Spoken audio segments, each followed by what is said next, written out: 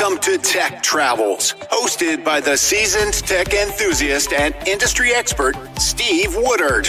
With over 25 years of experience and a track record of collaborating with the brightest minds in technology, Steve is your seasoned guide through the ever-evolving world of innovation. Join us as we embark on an insightful journey exploring the past, present, and future of tech under Steve's expert guidance.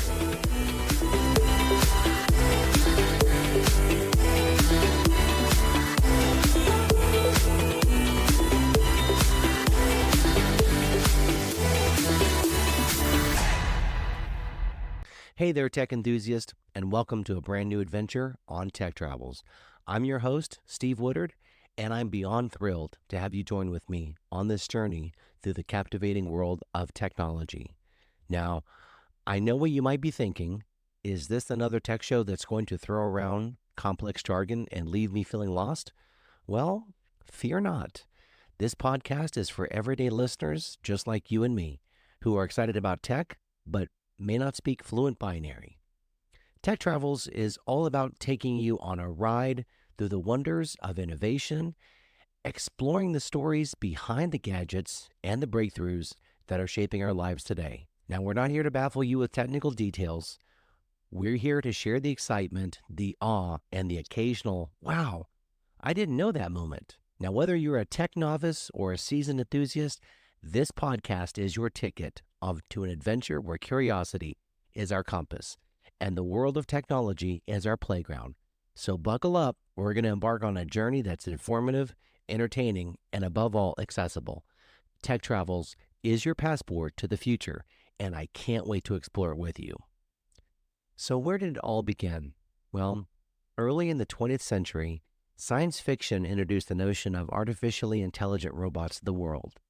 The journey commenced with the heartless Tin Man in the movie The Wizard of Oz and extended to the humanoid robot imitating Maria in Metropolis. Now, as the 1950s unfolded, a cohort of scientists, mathematicians, and philosophers found the concept of artificial intelligence deeply ingrained into their collective consciousness. Among them was Alan Turing, who was a British polymath who delivered into mathematical potential artificial intelligence. You see, Alan played a pivotal role during World War II. He led a team that cracked the German Enigma machine. Then this is something that historians say shortened the war by years and saved countless lives. Now you might be thinking, okay, so what's the Enigma machine? Well, the Enigma machine was a complex electromechanical encryption device used by the Germans during World War II to encode their military communications. The machine looked like a typewriter with a set of rotors and plug board. And essentially it would change letters as the day changed, basically. Now, when the settings on the rotor changed, this created a vast number of possible combinations, roughly 150 million possible combinations for each message. So when the team at Bletchley Park started to work on this, Alan Turing built what they called the Turing machine. And this was a computer that was able to use logic to decipher the encrypted messages that was produced by the Enigma. However, it was human understanding that enabled the real breakthroughs. So, for example, they knew that every day the German forces would send out a weather report, and they encrypted their messages so that it would contain the word weather. The team also knew that most important messages would also contain other common phrases. And the team started to look for these patterns in previous messages, and it would help them calculate the daily settings on the Enigma machines. Now, it was during this time that Turing's work with the Enigma machine showcased his remarkable ability to think beyond the ordinary, a quality that would later define his contributions to the field of artificial intelligence. Now, post-war, Alan Turing continued to push the boundaries of what machines could achieve. And in 1950, he proposed the famous Turing test, a way to determine the machine's ability to exhibit intelligent behavior indistinguishable from that of a human. This is also known as the imitation game. And this is really an exercise in which a human interrogator is challenged to differentiate between the text-only responses of a machine and a human being. This test, even though it was a very simple benchmark for identifying intelligence, it gave the shape of the philosophy of how artificial intelligence began. Now, the 1950s, we saw a rapid pace of innovation around computing, around hardware, and programming languages that really helped to further development and advancement of artificial intelligence. In 1952, a computer scientist named Arthur Samuel developed a program to play checkers, which is the first to ever learn the game independently. It improved its ability to play by playing against itself and learning from its own mistakes. But it wasn't until the 1960s that we really get that wow moment. In 1966, a student at MIT wrote a chess program called MacHack, and that really just simply used an assembly language that allowed the MacHack to evaluate 10 chess positions per second. Now, this was amazing because this was now a revelation that a computer could beat any seasoned chess player, and it laid the groundwork for something new, something truly revolutionary. Now, this was cool because now AI is starting to become more sophisticated in its ability to solve complex problems and demonstrate its ability to be successful. But great things continue to evolve at MIT. Another professor, by the name of Marvin Minsky, told Life magazine, quote, "From 3 to 8 years, we will have a machine with the general intelligence of an average human being." Now, this was a bold statement. However, the basic proof of principle was there, but they were still a long way away from being able to provide things such as natural language processing, abstract thinking, and self-recognition could ever be achieved. Now, sadly, with all this cool stuff happening in the 1950s, AI starts to experience its first winter, and this is where innovation and development really started to slow down. You see, what happened was, throughout much of the 1960s, these programs were funded by the U.S. government that they basically plowed money into these research programs and asked very little about the eventual return on their investment. And AI researchers often oversold the potential of their work that would continue to keep them funding. And this all changed in the 1970s when the United States and British governments called for an independent review of AI. Now, there was a report called the Lighthill Report, and it returned a very pessimistic analysis of the technical capabilities of artificial intelligence.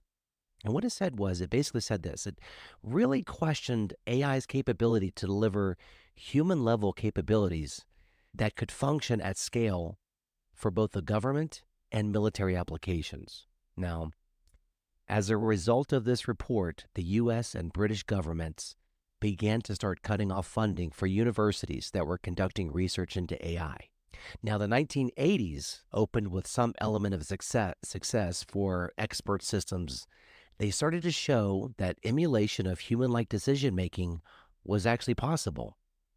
Now, this technology was being worked on at Carnegie Mellon University, and the researchers partnered with a little-known computer company back at that time known as DEC, or Digital Equipment Corporation. Oddly enough, this company was founded in the 1950s by two former engineers who worked at MIT on highly sophisticated projects for the U.S. Air Force. Interesting. So, Digital Equipment Corporation had been at the forefront of innovation around building the early forms of microcomputers in the 1950s and the 60s, and these would eventually lead to the modern-day personal computer. Now, in 1988, after 7 years of research, testing, failing, and testing again, and a re-engineering, a new era of AI had begun. A computer, which was called Deep Thought, was programmed specifically to play chess. I know, here we go again, back to chess. I know, we already covered checkers, now we're back to chess. But hear me out for a second. This program called Deep Thought was a true test because what they said was it could beat any chess player at the master level, anyone in the world. So in 1989, David Levy, an international chess master who dominated chess since the 1960s, said, okay, I'll give it a shot. And he played an exhibit against Deep Thought. Well, sure enough, Levy lost. Something no one ever thought possible or ever likely to happen again. Now, In 1994, the next iteration of Deep Thought won the North American Computer Chess Championship for the fifth time. And when engineers discovered the algorithms that it had been using and they examined how the computer worked, they noticed something very interesting. They discovered that the algorithm could examine 500 million chess positions per move in a tournament. And to break that down in simple terms, Deep Thought could checkmate the world's most brilliant and skilled players in less than 18 moves.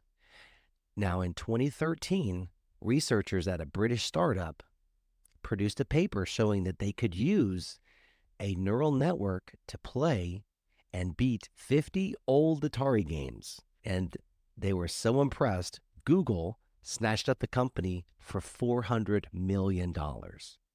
So fast forward to today, AI is everywhere. From your smartphone predicting your next word to sophisticated algorithms powering medical breakthroughs, the impact is colossal. Let's explore some real-world applications that are just going to blow your mind. You ever wonder how your smartphone knows exactly what you're about to type before you finish a sentence? Well, that's AI. It's using predictive text algorithms, learning your patterns as you type and predicting your next words with accuracy.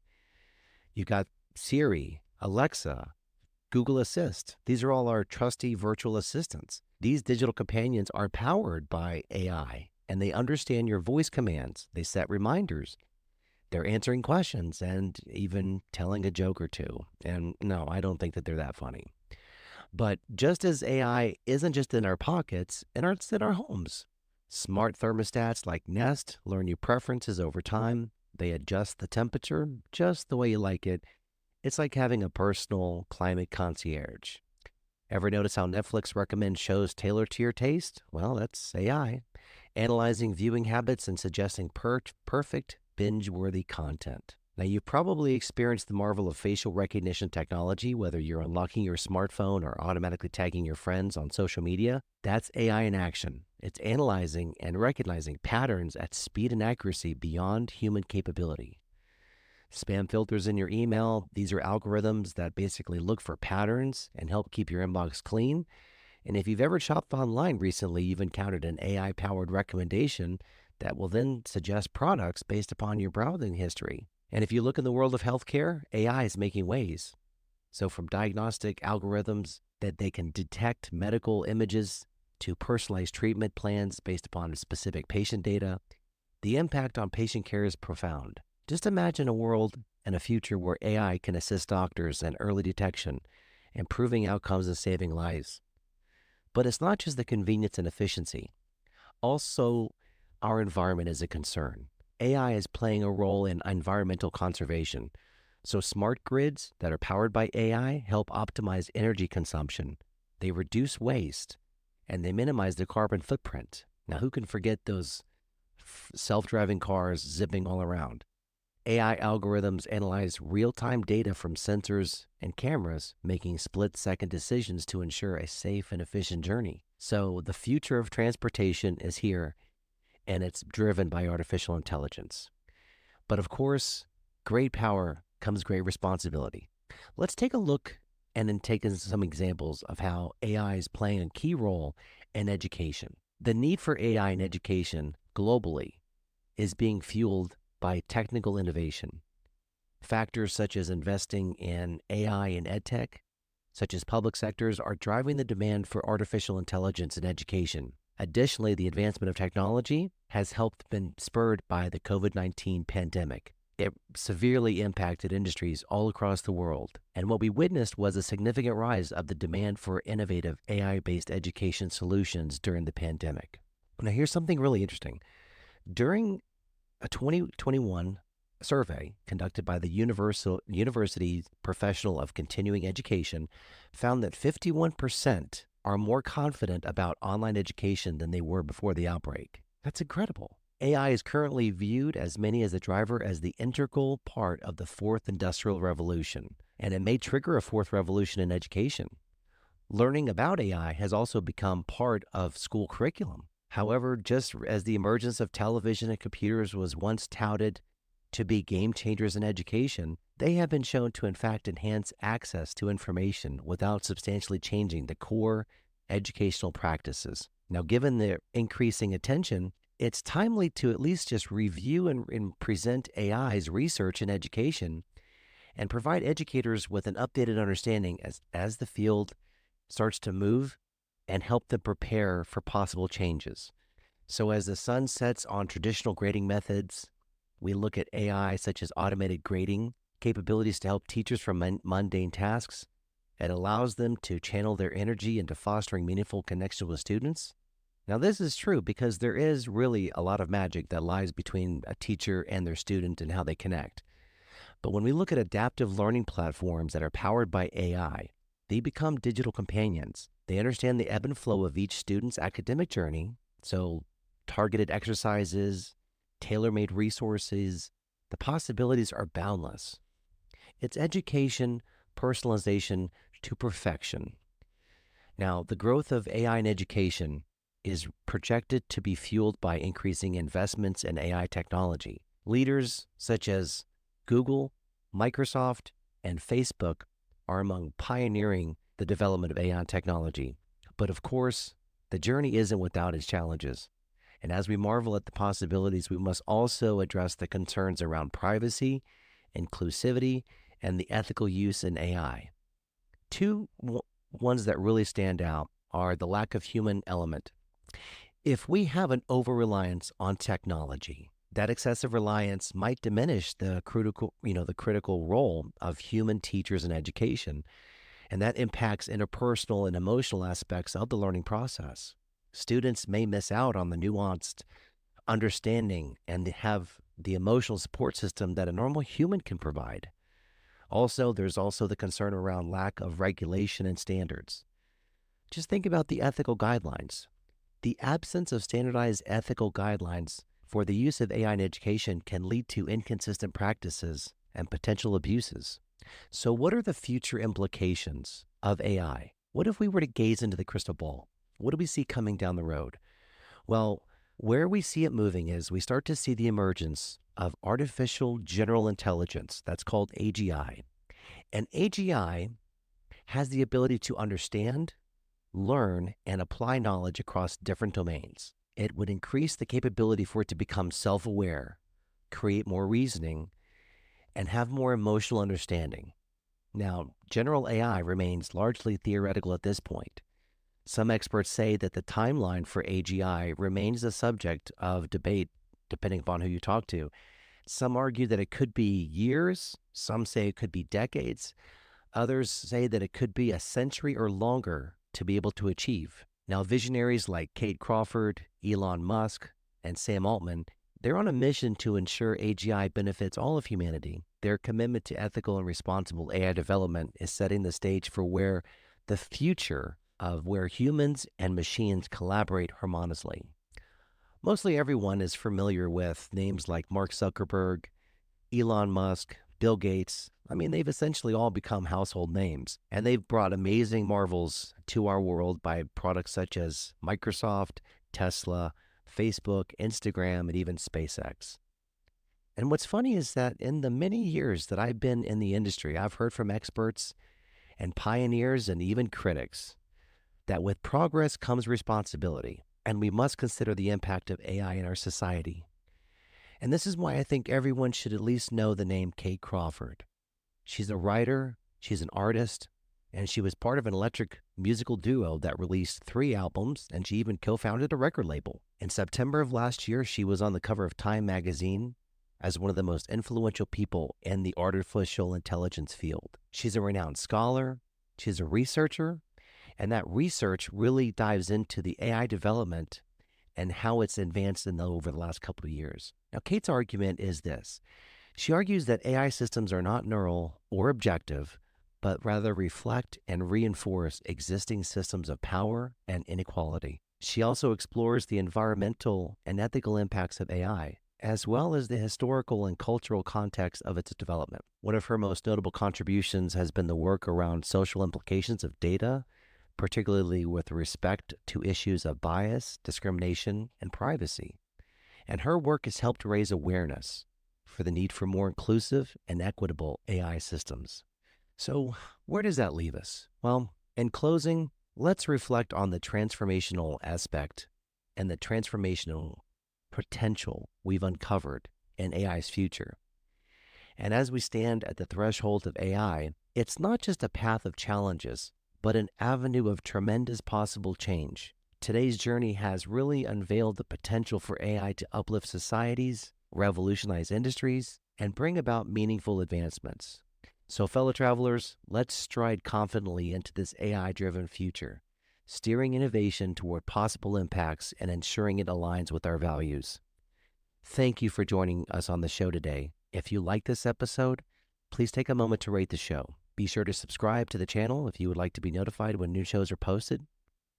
And if you want to share this show with your friends, please share on your preferred social media platform. I would love your help to be able to grow this channel and bring awareness to the topics. You can follow me at Twitter, at The Tech Travel. I'm Steve Woodard, your guide in this world of tech, and this concludes our chapter on AI, Down to Basics. Join us next time as we venture into the future, into the realms of technology. Until then, stay curious, stay informed, and most of all, happy travels. Thanks so much for listening to the Tech Travels Podcast with Steve Woodard. Please tune in next time and be sure to follow us and subscribe on the Apple Podcast and Spotify platforms. We'll see you next time.